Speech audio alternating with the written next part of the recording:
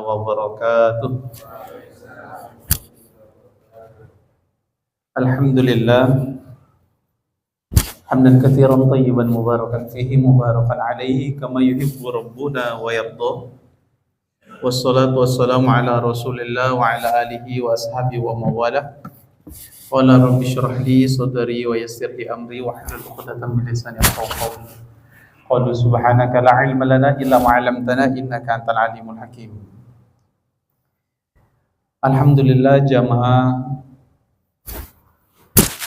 yang menunggu waktu sholat zuhur yang dimuliakan Allah Subhanahu wa taala, Bapak-bapak sekalian.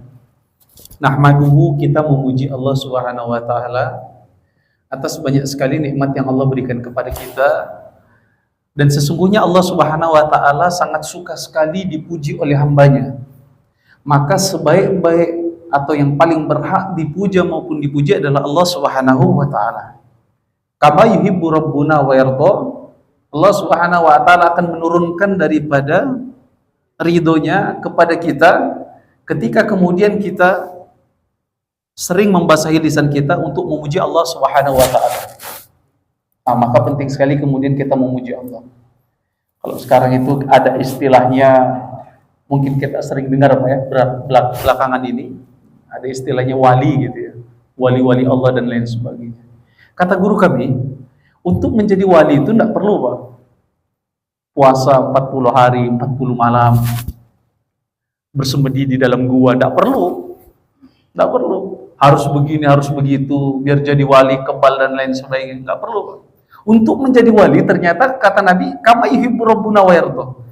Kalau seandainya nanti kita buka puasa Pak, ini ada air, kemudian kita minum, sebelum kita minum ucapkan bismillahirrahmanirrahim. Setelah kita minum ucapkan alhamdulillah, setelah menunggu air tersebut, kama yuhibbu rabbuna wa yarda. Maka kata para ulama, cukuplah dengan kita memuji Allah saat kita makan dan minum saja, bisa Allah Subhanahu wa taala angkat kita menjadi wali min auliyaillah. Selalu mudah-mudahan kemudian lisan kita penuh dengan berzikir kepada Allah Subhanahu wa taala.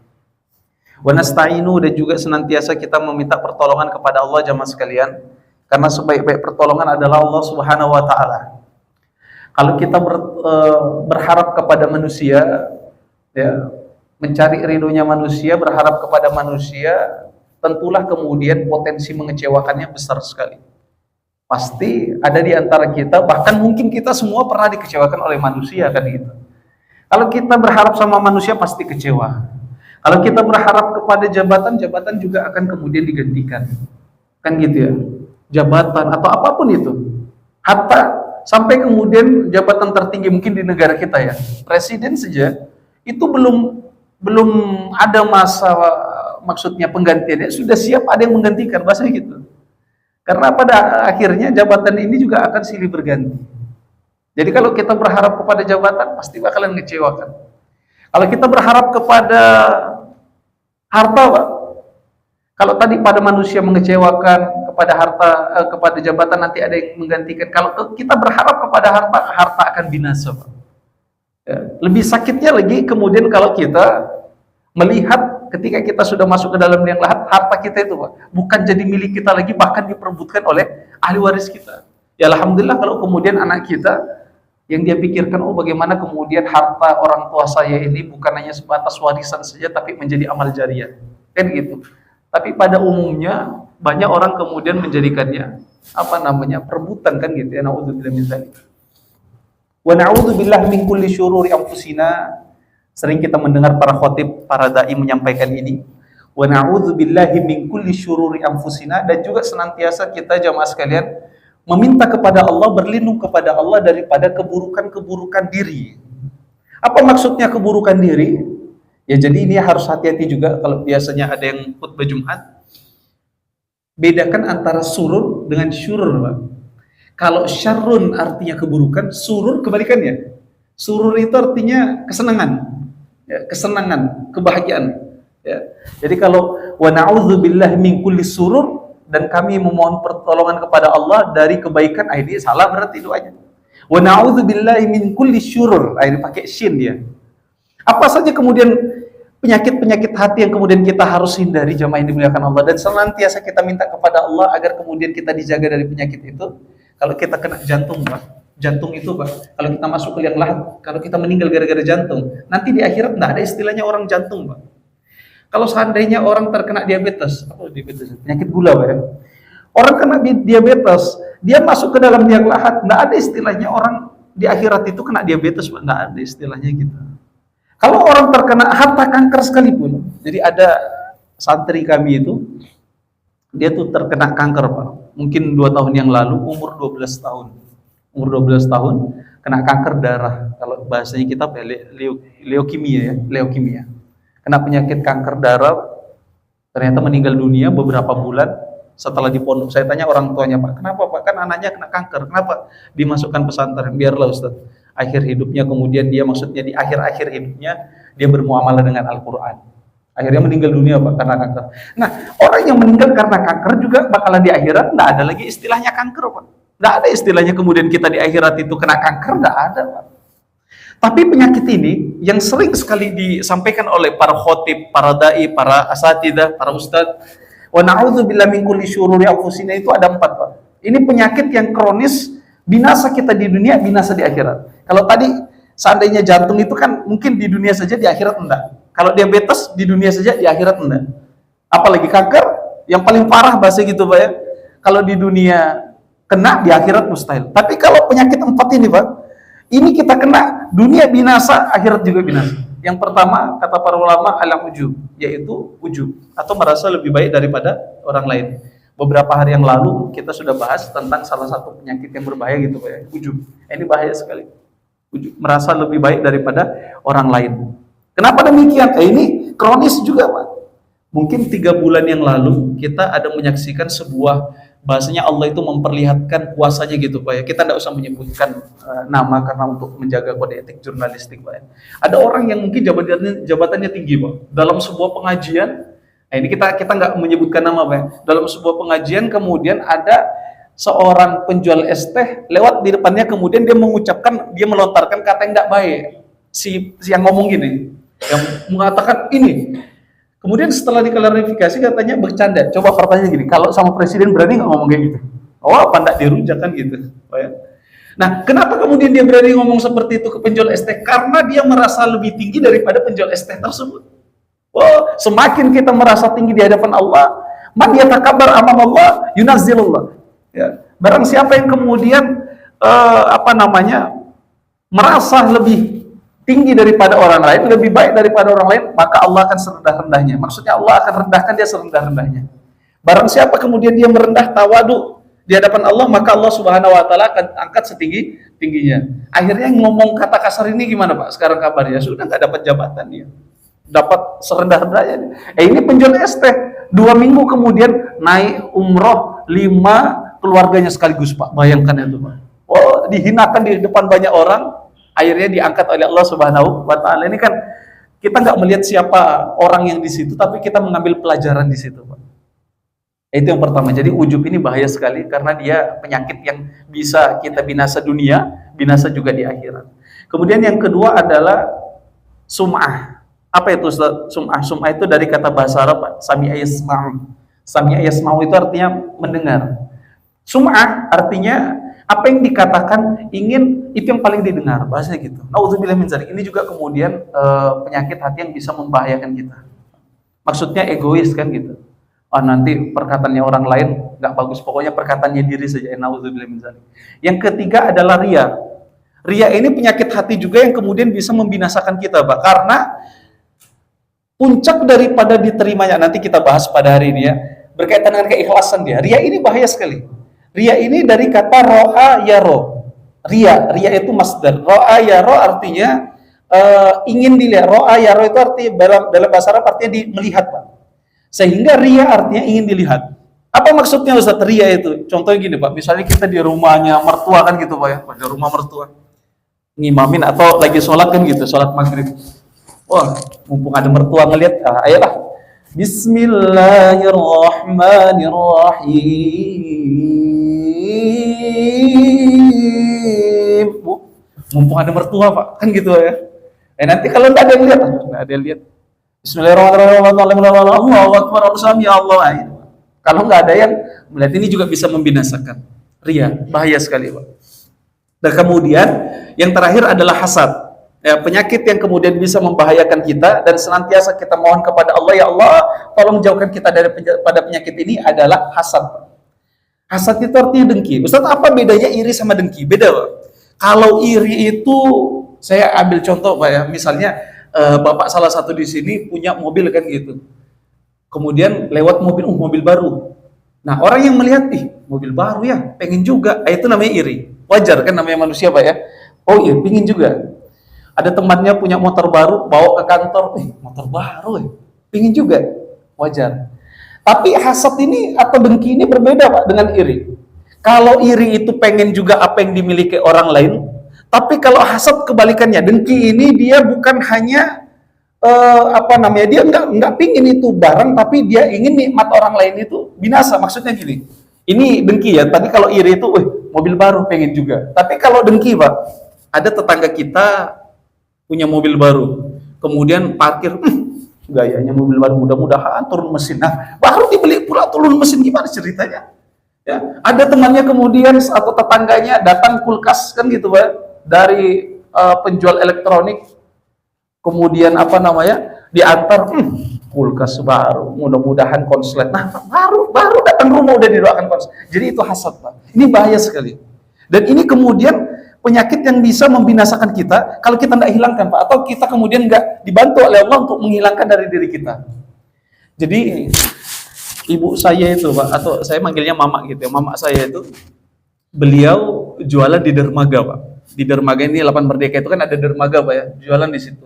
Jadi ada suatu hari itu datang ke saya, manggilnya Putra gitu ya, namanya anak kan gitu, nggak mungkin dipanggil Ustadz kan, mustahil gitu. Putra katanya, iya Mak, kenapa Mak? Tadi malam itu pas Mama jualan ini, kenapa pula kemudian biar satu orang aja ndak ada mampir katanya, kata mama saya. Kok bisa, Pak? Ndak ada, padahal kanan kiri itu rame. Oh iya, kita ndak ada, biar 1.000 rupiah aja ndak dapat. Akhirnya saya bilang gini, kenapa bisa jadi gini nak? Kemarin itu ada temannya sampingnya mama itu bilang gini, ada orang ndak tahu siang hari, maksudnya ndak ditahu siapa orangnya, kemudian membawa sebuah segenggam tanah. Jadi memang salah satu talbis iblis dalam kitab Ruqyah, para ulama menjelaskan di antara kemudian talbisnya bisa atau wasilah untuk menyihir itu, Pak, bisa dengan media tanah kuburan. Memang ada itu, Pak. Jadi itu bukan mitos, tapi memang ada. Itu salah satu talbisnya iblis. Jadi salah satu tipu dayanya itu bisa dengan media tanah kuburan. Biasanya makanya kalau di sini jamaah bapak-bapak sekalian ada toko itu, kalau seandainya orang seperti itu, orang kalau melihat toko kita kayak tutup, Pak. Tutup. Dan itu memang ada. Dan itu memang adanya. Akhirnya saya bilang, ya sudah gini, Mak. Coba kita ambil air dulu. Akhirnya kita ambil air seember. Saya tanya ke mama saya, Mak, ada daun bidara nggak? Ada kayaknya punya tetangga itu, kita minta daun bidara. Innallahul witir, kata Nabi, innallahul witir yuhibbul witir. Kata Nabi, sesungguhnya Allah itu ganjil dan suka yang ganjil. Akhirnya berapa lembar? Mungkin 5, 7 atau 9. Dan ini hadisnya sahih. Akhirnya setelah itu daun bidara itu dimasukkan ke air, diremas-remas sambil bacakan ayat ruqyah. Nggak usah pakai jampi-jampi apa dan lain-lain, pakai ayat Quran saja, pakai ruqyah syariah. Akhirnya yang paling utama itu Al-Fatihah, ayat kursi, kemudian Al-Ikhlas, Al-Falaq, An-Nas. Kalau seandainya kita nggak hafal mungkin Al-Zalzalah, ada Al-Mulk dan lain sebagainya, cukup itu saja, Pak. Kemudian kita tiupkan dan membaca kalimat isti'azah yang diajarkan oleh Malaikat Jibril kepada Nabi Muhammad. Bagaimana bacanya? A'udzu bikalimatillahi tammati min syarri ma khalaq. Ini biasanya jamaah udah hafal dan pernah dengar gitu ya. Kemudian dibacakan a'udzu bikalimatillahi tammati min syarri ma khalaq. Sudah. Kemudian air itu saya bilang kepada mama saya, bilang, "Mak, ini air ini nanti kalau kita sebelum jualan boleh disiram di depan di depan toko. Bacakan bismillahilladzi la yadurru ma'asmihi syai'un fil ardi wala fis sama wa huwas samiul alim." Itu baca, kemudian disiramkan. Mudah-mudahan talbis iblis atau kemudian tipu daya iblis itu bisa Allah Subhanahu wa taala tangkal. Besok lagi kemudian saya datang ke rumah mama saya, jamaah sekalian, kata mama saya, alhamdulillah nak, kenapa Mak? Kemarin itu enggak ada yang beli, biar satu orang. Tapi alhamdulillah setelah kemudian kita kita doakan, kita kemudian bermunajat kepada Allah, tentunya semua ini karena Allah. Akhirnya semalam itu bisa sampai 1 juta, Pak. Oh, belanjaan, orang belanjaan tuh sampai segitu omsetnya. Maka jamaah yang dimuliakan Allah Subhanahu wa taala itu ngeri sekali dia. Hasad itu bukan cuma dalam bentuk hati ya. Karena hasad itu seringkali juga dipraktekkan oleh orang. Makanya ada istilah kita mendengar sabotase. Sabotase itu karena orang hasad, Pak. Karena orang hasad. Maka senantiasa kemudian kita kepada Allah memohon agar dijauhkan daripada ujung sum'ah, ria, dan hasad. Ini semua mencelakakan kita semua, mencelakakan kita. Salat serta salam kita sampaikan kepada Nabi kita Nabi Muhammad SAW dengan ucapan Allahumma sholli ala Muhammad wa ala ali Muhammad fil alamin innaka Hamidum Majid, yang telah menjadi wasilah keimanan dan keislaman kita. Bahkan ada suatu ketika Rasulullah itu sedang bermajelis, mungkin kurang lebih kayak gini, Pak. Nah, ketika bermajelis, Rasulullah mengatakan, "Ya ashabi, ana mushtaqun bi ikhwani." Kata Nabi, "Ana mushtaqun bi ikhwani." Saya ini kok rindu banget sama saudara saya. Kata Nabi, Pak. Akhirnya sahabat ini kaget. Loh, Rasulullah ini kan nggak punya saudara, Pak. Rasulullah itu anak tunggal. Anak tunggal. Jadi ayahnya meninggal sebelum beliau lahir. Udah masuk azan zuhur. Ya? Oh ya, azan.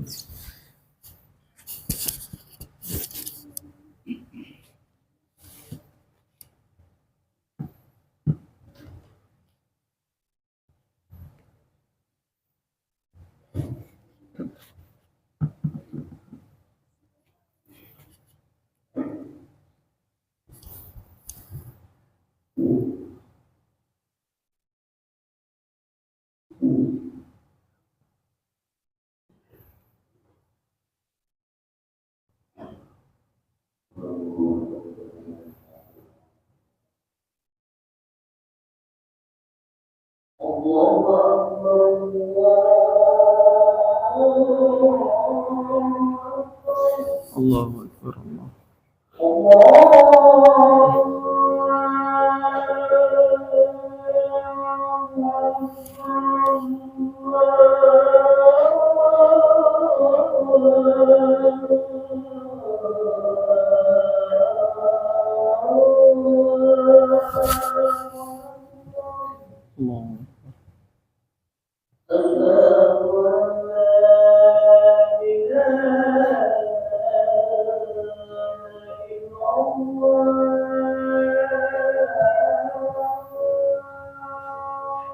Asyhadu an la ilaha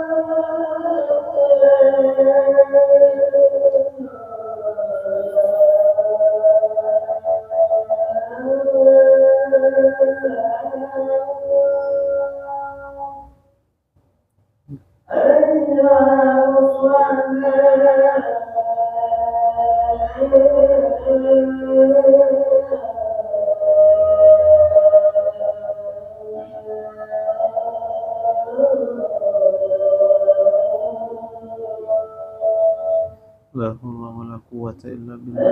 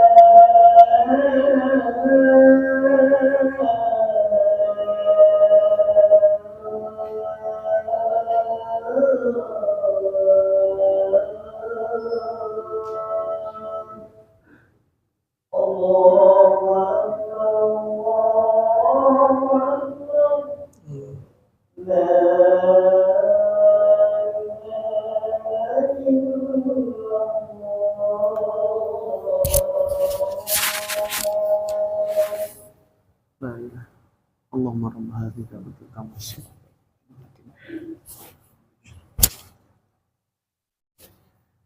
Bismillahirrahmanirrahim. Jamaah yang dimuliakan Allah Subhanahu wa taala, Bapak-bapak sekalian. Jadi kita lanjutkan ya. Ada suatu keadaan yang dimana disampaikan oleh para ulama hadis, Rasulullah SAW ketika bermajelis seperti ini, Pak. Rasulullah itu tiba-tiba mengucapkan, "Ana mushtaqun bi ikhwani." Saya ini kok kemudian rindu ya sama saudaraku. Sahabat ini kaget, Pak. Karena Nabi ini anak tunggal. Kan gitu ya. Enggak ada saudara kandungnya Nabi itu, enggak ada. Karena Rasulullah SAW, Nabi Muhammad ini ayahnya saja meninggal ketika beliau belum lahir. Jadi anak tunggal. Sahabat nanya, loh, adakah ya Rasulullah sahabatmu kan? Adakah ya Rasulullah saudaramu?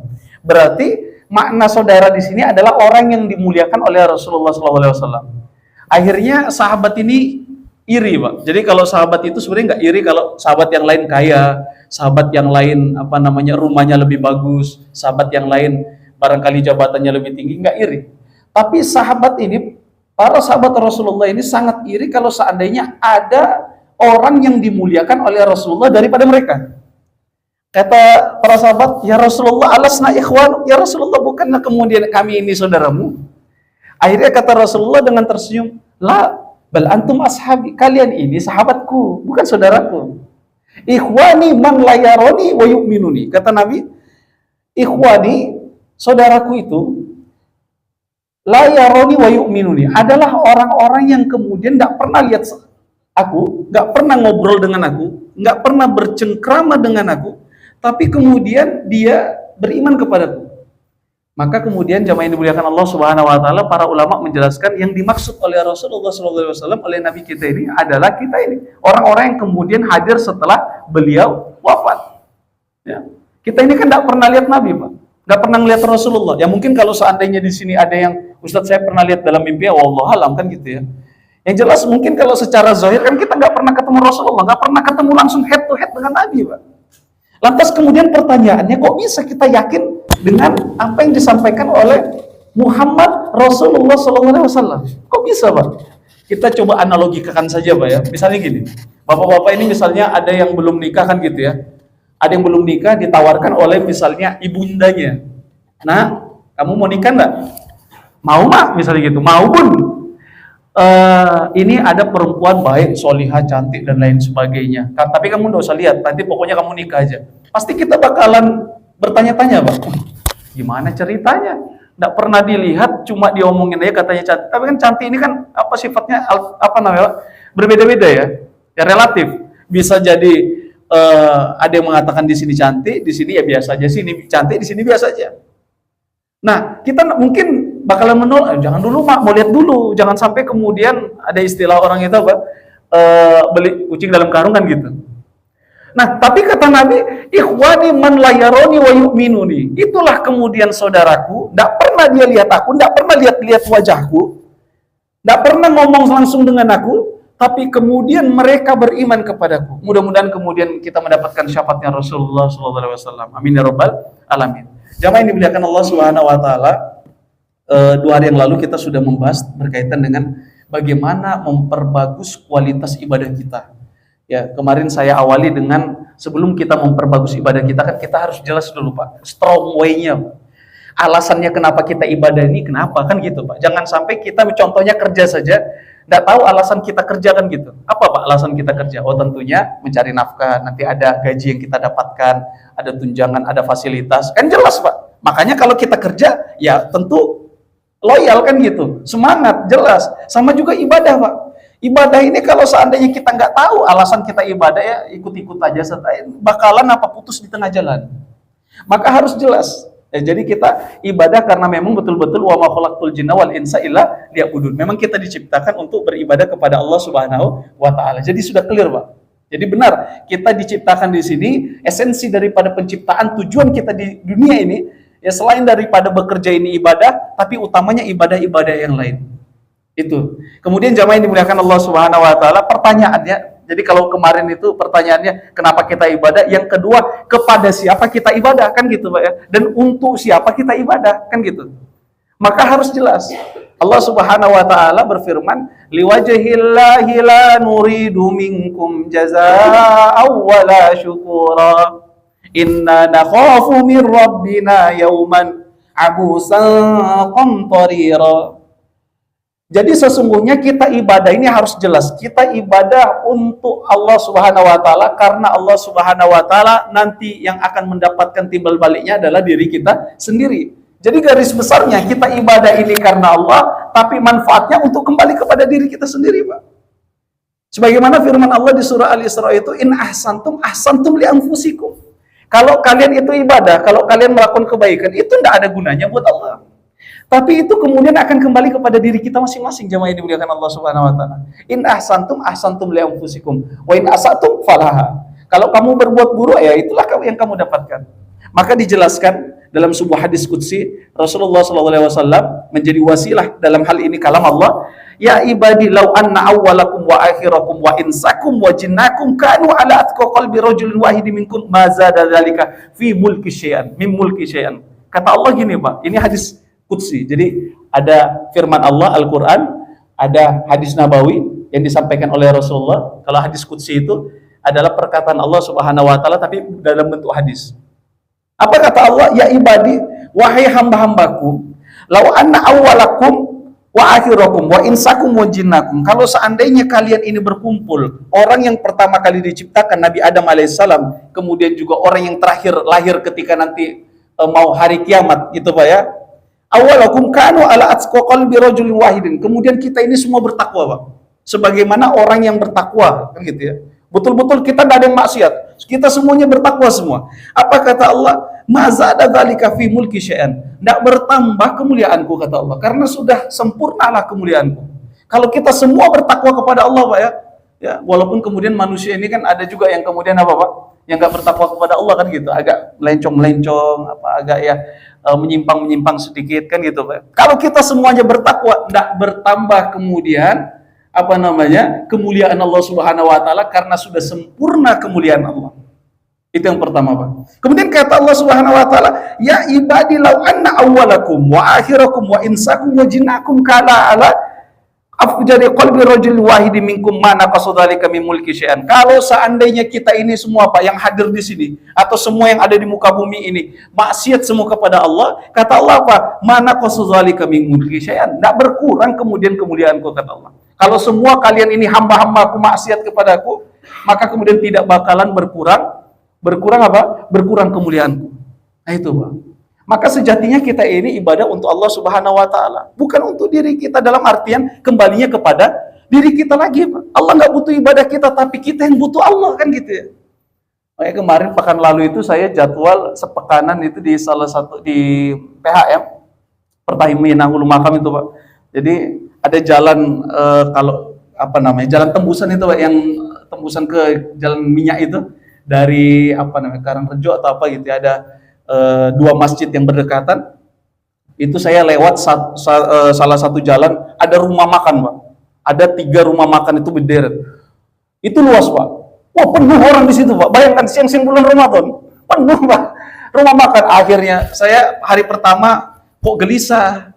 Akhirnya hari kedua berhenti saya, Pak. Berhenti, saya parkir motor itu, saya masuk. Saya bilang, jadi ini ada mungkin 50 orang lagi makan, Pak.